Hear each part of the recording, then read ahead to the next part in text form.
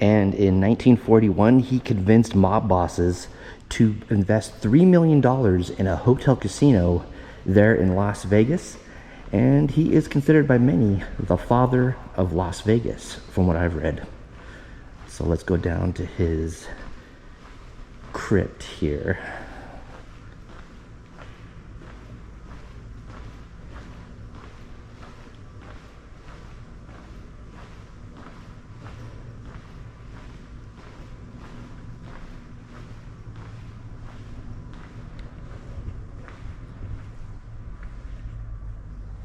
Benjamin Bugsy Siegel, February 28th, 1906 to June 20th, 1947.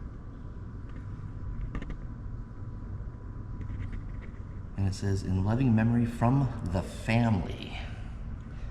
I wonder what family they're talking about. His family or the family, if you know what I mean. But they've got like stuff here. You got a penny. Yep. Of course, chips. That's very fitting. Dice. And somebody put, oh, look at that. That's another item that's very fitting for someone of that stature there. And then there's lip marks all over it, and this stuff is not good for the stone. It's not. See the stains from previous ones they wiped off? That leaves stains on the stone, unfortunately. But that is the grave of Bugsy Siegel.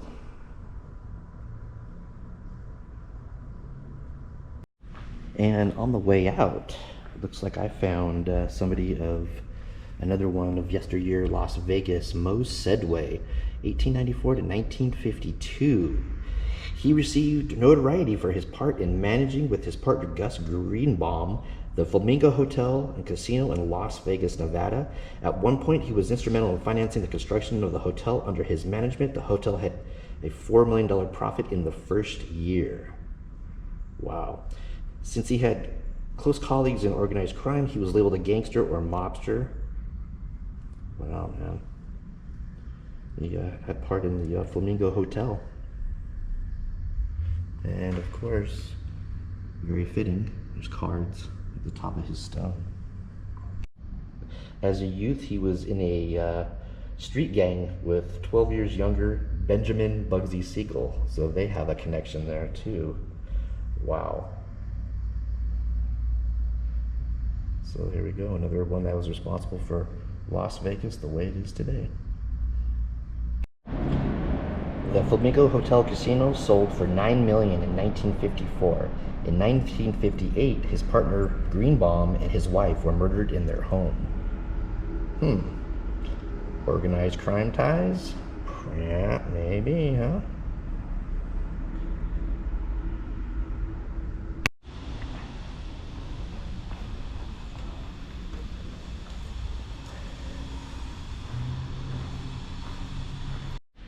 Here is actress Renee Adoree, 1898 to 1933, and she was born in France. And she was actually a child of circus performers. And later on, as she got older, she performed in the circus as well. And her photograph said she had begun acting as a teenager in France, and she performed in minor plays as well as dancing with the Follies. And during one of her troops' tours to Europe, it says here, World War I broke out while they were in Russia, and she had to escape to London. And then it says later on she came to New York in 1920 and continued to act on stage, and then finally came to the attention of American movie producers. And it says it took her a while to establish her reputation, and in 1920 she was only in one film, and in 1921 she was only in another film then. And then in 1922, she began to get more frequent work and then started to establish her career. She's been in a bunch of movies in the 20s. Just to name a few, Crisco in 1922, Daydreams 1922, The Eternal Struggle 1923, Bandolero 1924, Defying the Law 1924, Exchange of Wives 1925, and she's got a list of a few other movies. So yeah, once her career took off and she got noticed, she definitely got work.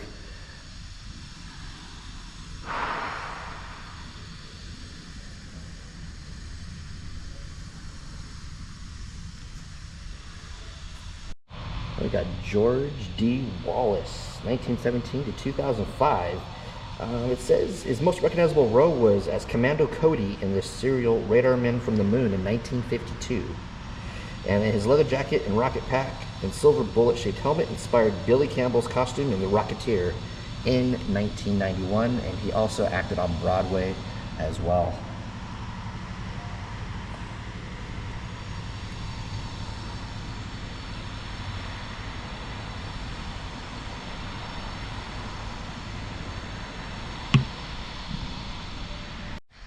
So at the very, very top there is Darla Jane Hood, 1931 to 1979, and she starred in The Little Rascals as a child.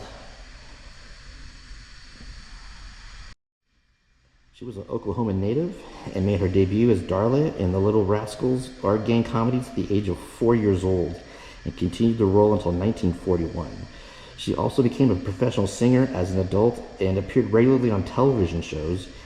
And it also found out that her singing voice was familiar to millions of television viewers during the 1960s due to her work in commercials for Campbell's Soup, Chicken of the Sea Tuna, and she died at the age of 47 from hepatitis, contracted from a blood transfusion. Very interesting.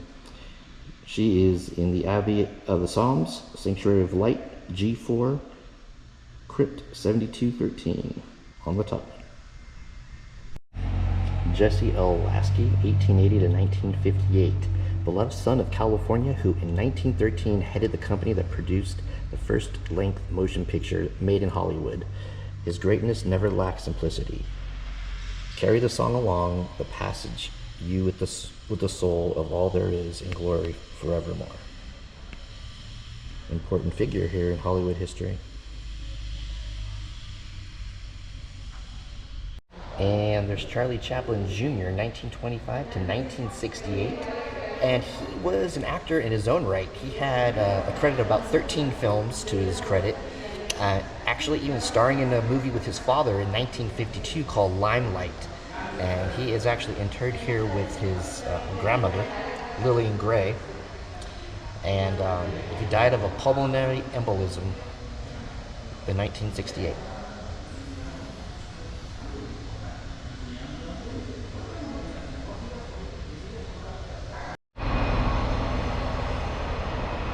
That was weird, the lights just flickered in here.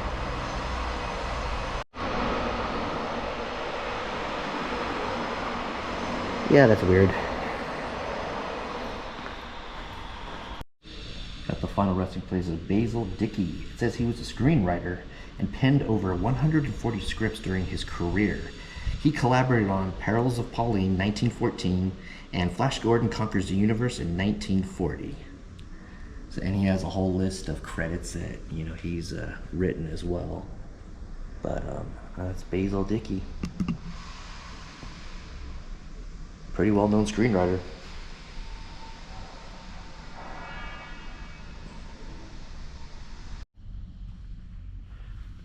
And we found Victor Fleming. He was a pretty famous director in Hollywood.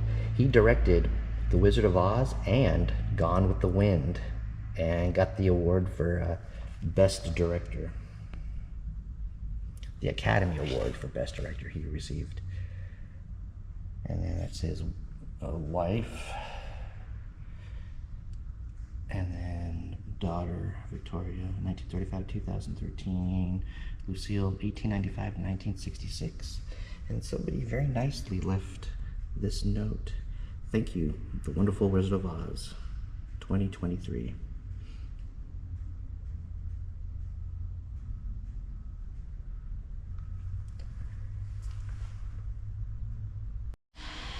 And here is actor Clifton Webb, 1889 to 1966. It said he had a 50-year career in Hollywood. He's well known for films like Laura, 1944, Razor's Edge, 1946, and Cheaper by the Dozen in 1950. And he was extremely close to his mother until she died at the age of 91, and she is now interred beside him in Maybell, 1869 to 1960. And it is said about Clifton Webb that his ghost is said to haunt this corridor. People say they have had experiences with his ghost in this corridor where he's at. What do you guys think? Put it down in the comment box below.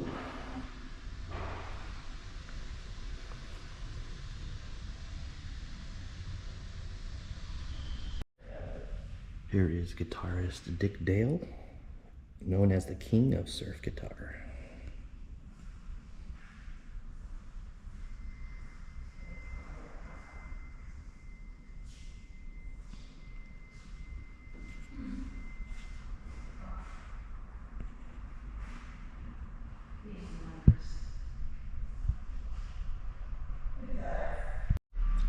And he played all kinds of styles of music, and it says his technique was a precursor to heavy metal music. And he played every instrument self-taught that he played. And it says he influenced guitarists such as Jimi Hendrix, Eddie Van Halen, and Johnny Ramone. Very interesting.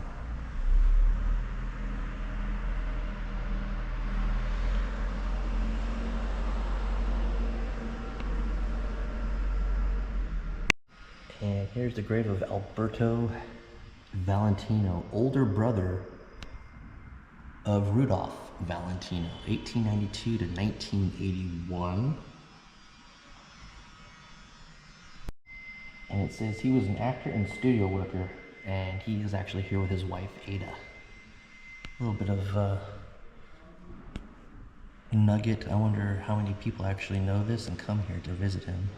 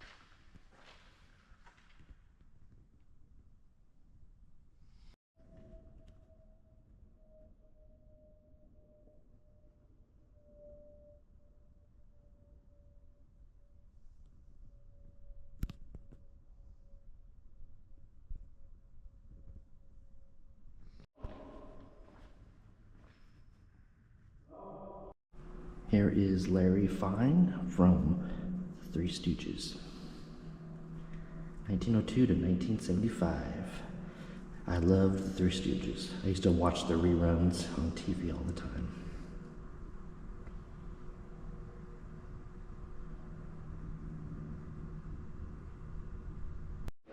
Got David Lander here. He was Squeaky in the Laverne and Shirley show.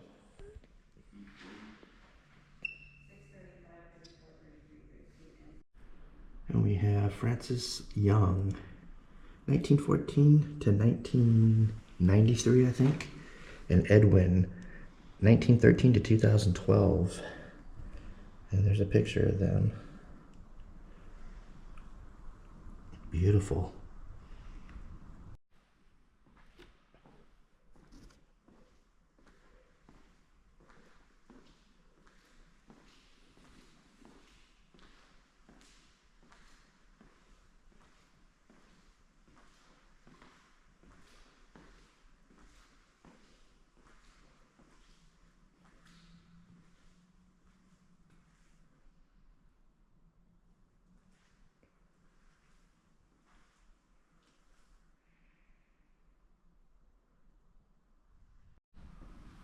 Here is Warren Bechtel, 1872 to 1933. He was the founder of Bechtel Corporation, one of the 6 companies that helped build the Hoover Dam.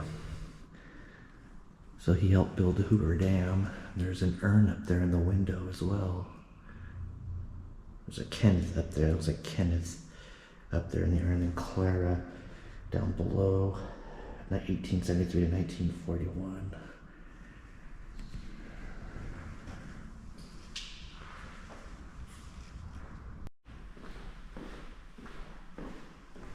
This is beautiful. These little side spots where these families are gorgeous. They still get flowers. They're still remembered.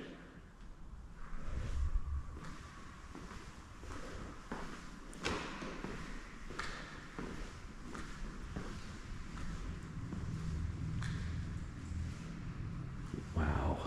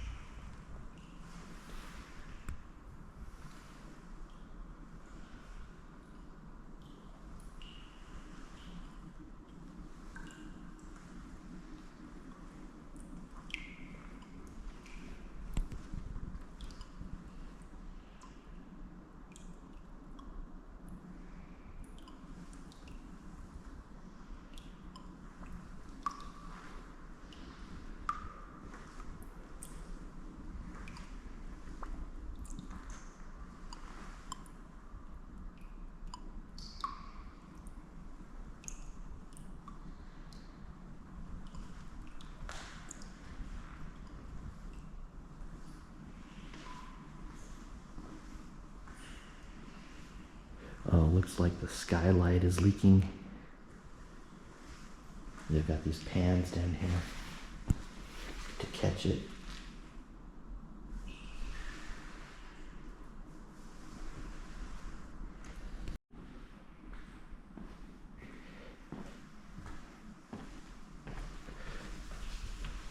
So I found something here on Captain Charles Crudis. Born on 19th of January 1862 in England. He's the son of Crudis and Lane. He married Caroline Thompson on January 19th, 1892 in Mendocino, California. They were the parents of at least 2 sons and 1 daughter. And it says in 1897, the age of 35, his occupation is listed as driver in San Francisco, California. And he died May 16th, 1944 in Oakland. And here at Mountain View Cemetery now. Nothing really explaining the captain part, but yeah, I just found out a little something on this guy. And there's his wife at their Carrie, 1868 to 1953.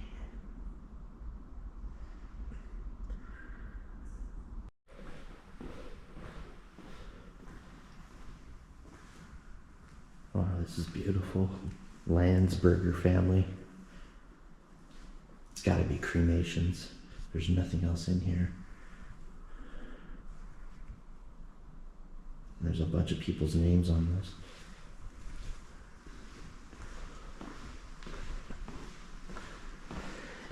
Yeah, they got a lot of buckets and stuff around here. I guess the skylights are starting to leak.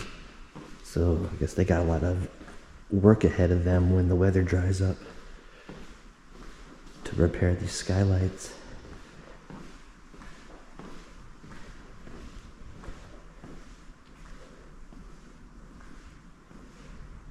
And here's the children's section right here.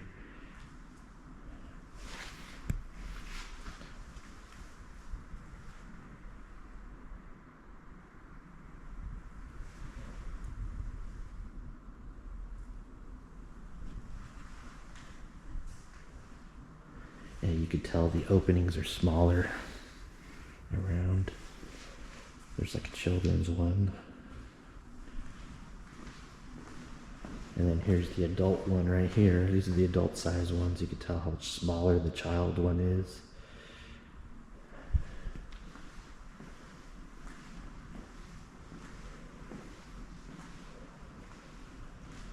Beautiful in here.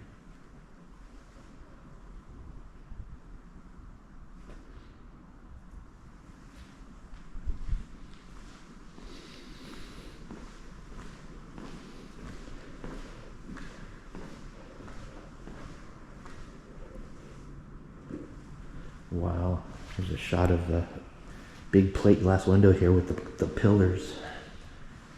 Wow. How beautiful that is. And it looks like it's starting to clear up outside a little bit as well.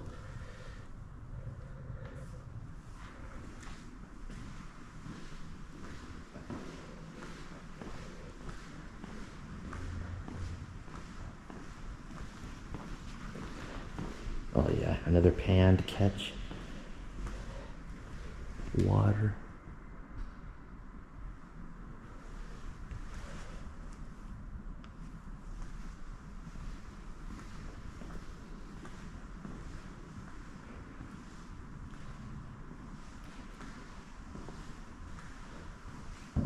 William Ashton, 1900 to 1984, Ruth, 1903 to 1989, and Barbara, 1930 to 2017.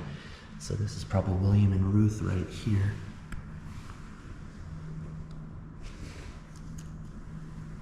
And then Barbara, I think, is a child, their daughter.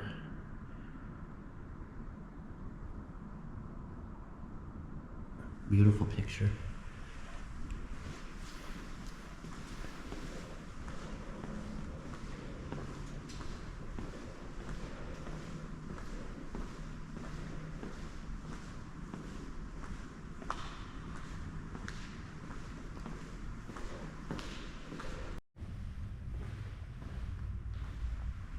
Oh, a dark room. What is this?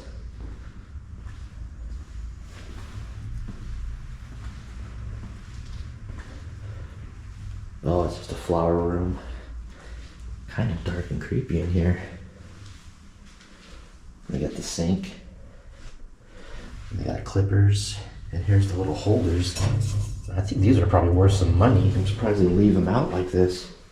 But they don't leave a lot out. They just leave very little.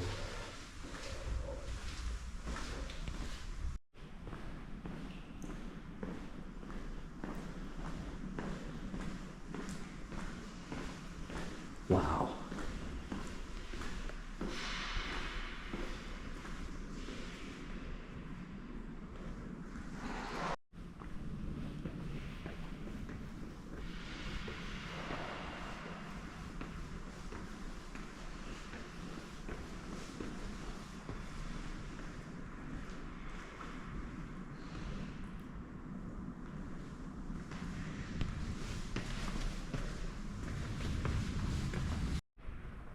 There's Henry Kaiser, 1882 to 1967, the founder of Kaiser Permanente. Kaiser Permanente, among some other business ventures as well. Wow.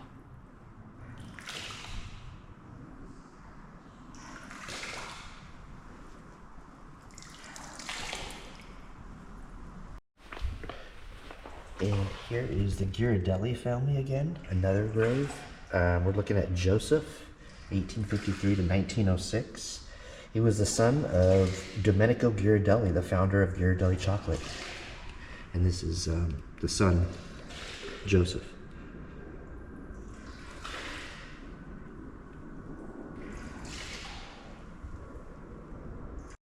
And Ellen right here, 1863 to 1933, was Joseph's wife as well.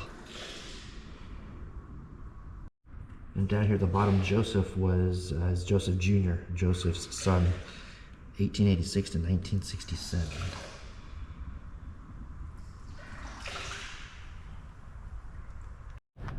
Okay, now let's look at the Greenwood family. It looks like they got a holiday arrangement here, put here in front of the door. Very, very nice. These individuals have not been forgotten, which is awesome to see. I mean, look at that keyhole. That's some old school stuff. Oh, there's a bunch of people in here. And it's nice brick ceiling and everything. Looks fairly clean. Dr. Ernest Wright Chipman died December 4th, 1946. Jane Greenwood Chipman died September 17th, I think 1947. There's Paul Winslow Rieger, 1887 to 1971. There's just a ton of people in here. 1896. There's a A lot of individuals. I think a whole 12. I'm gonna take a look and see if I can find anything out about this family here. But let's get the old flashlight out here.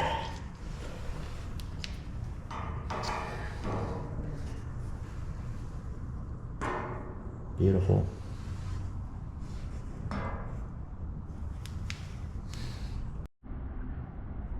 In here I found a Frank Greenwood. It's a capitalist, president, Monroe Greenwood Estate Company.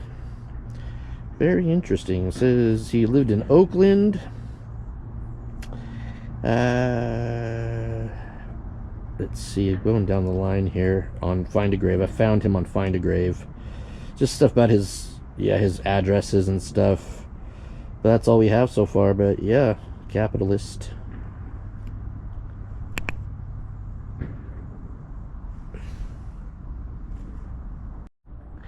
And there's another Monroe Greenwood, and it says occupation treasurer, telegraph company. He was a treasurer of telegraph company. That's what it says. Very interesting.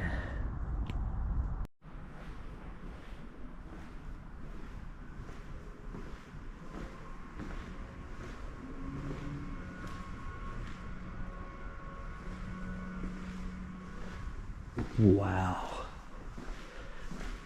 I love how the stone changes from section to section. And even the tile floor does too. Georgia Stoles, 1865 to 1933.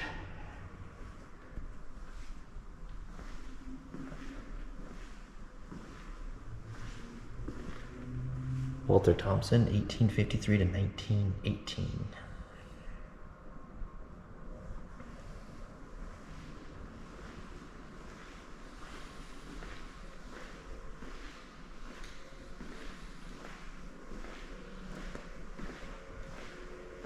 Place is stunning.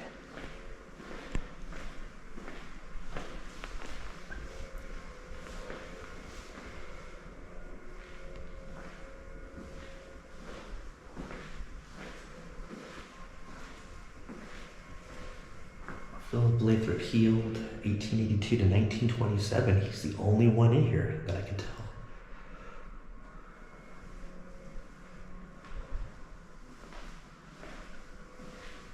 Oh, this is cool. Got hills. That's all it says.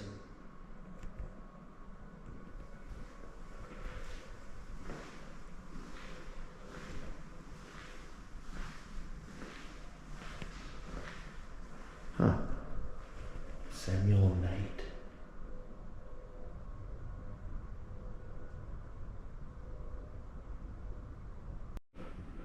Oh, they got this one lit up. It's usually kind of dark in here.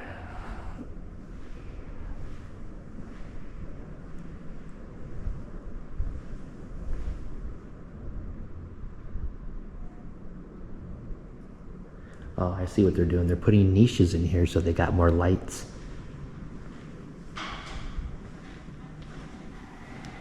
It's all niches, but they're not occupied yet.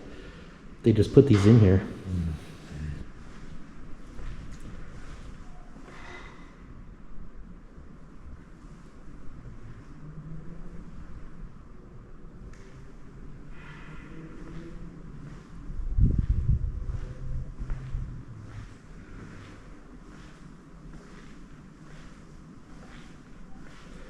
Like I said, it's usually pretty dim in here. They always had a little bit of lights, but they changed all the light bulbs now to make it bright. Before, there's only a couple of light bulbs that were still working. But they're doing a good job in here. They're adding more spots, more options.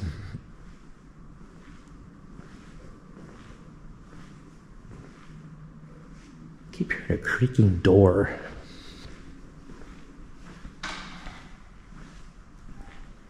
Door right here keeps creaking and moving.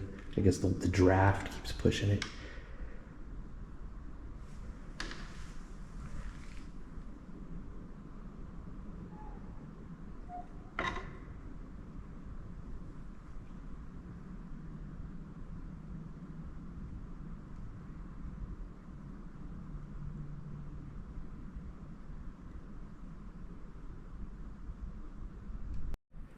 This area here is one of my favorite spots in the entire mausoleum, just because of how it is. It's so beautiful in here. And there's another spot up here that's equally as awesome, and I'll show you in a second.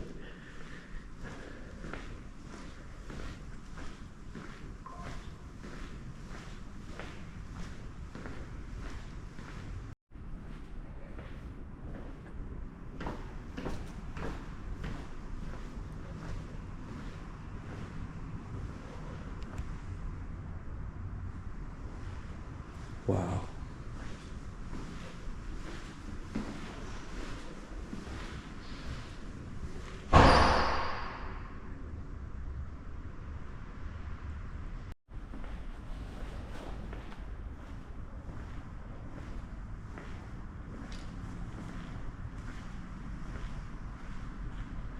Oh, another one. It's kind of, to me, the way the stone is, it's kind of got a wood, like a wood feel. Interesting. George F. Potter.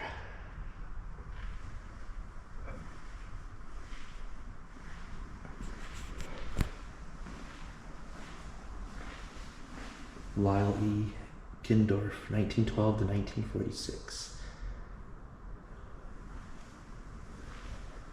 These are open. Interesting.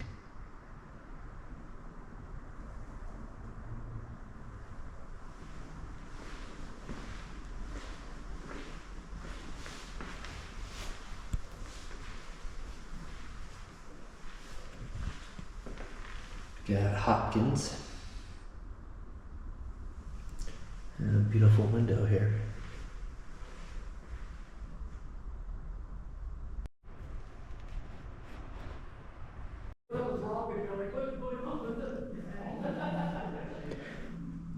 Wow. So I checked on her on Monday. She seems very great. And she's following. I'm like, oh, and I just gave my food. Frederick King Jr., 1887 to 1964.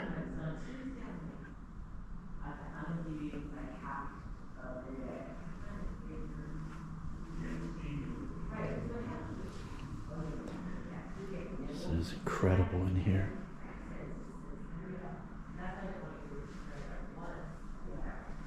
William Alexander Stewart, Lieutenant Colonel, United States Air Force, retired 1913 to 1990. And then I guess his wife Barbara, 1917 to 2010. And then Leslie Stewart Preston, 1955 to 2006. Wow, there's some niches up here as well. Wow.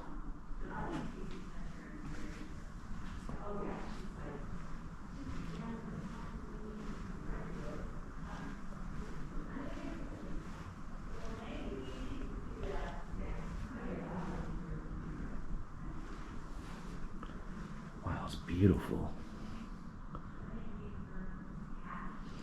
Tell you what, it smells good in here too.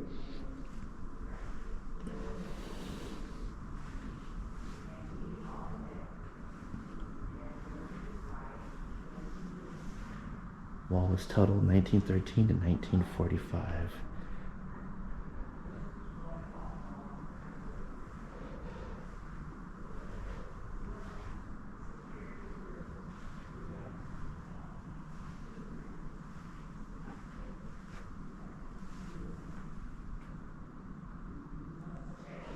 A lot of seating in here.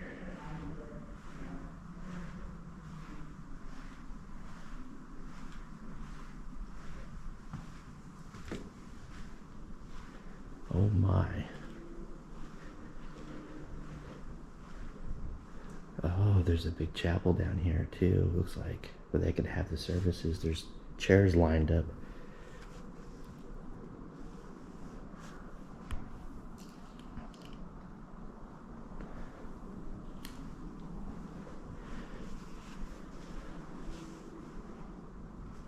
Sergeant Sidor Stizzo, June 23rd, 1923 to May 1944.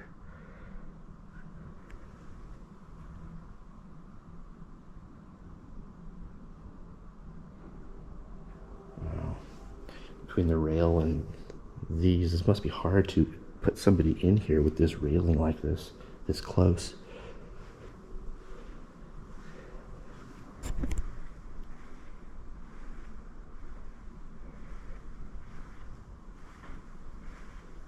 This place is incredible, guys.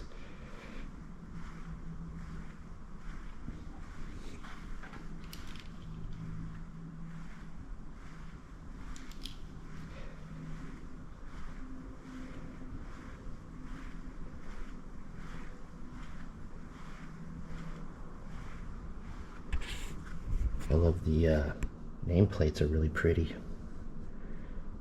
Winifred Burchell, 1893 to 1981. Mason symbol. Charles Martin, 1885 to 1955.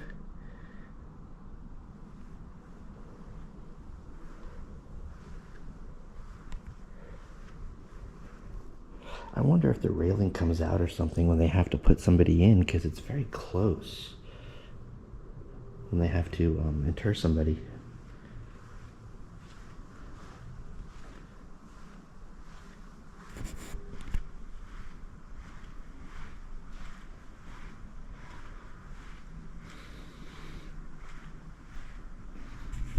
Look at this window. Beautiful.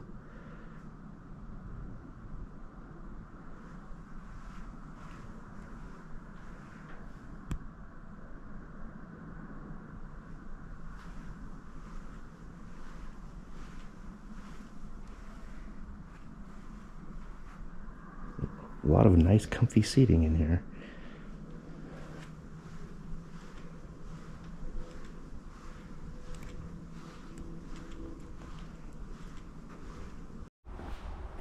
This kind of reminds me of some of the mausoleums I was in Los Angeles, like over at Hollywood Forever Cemetery.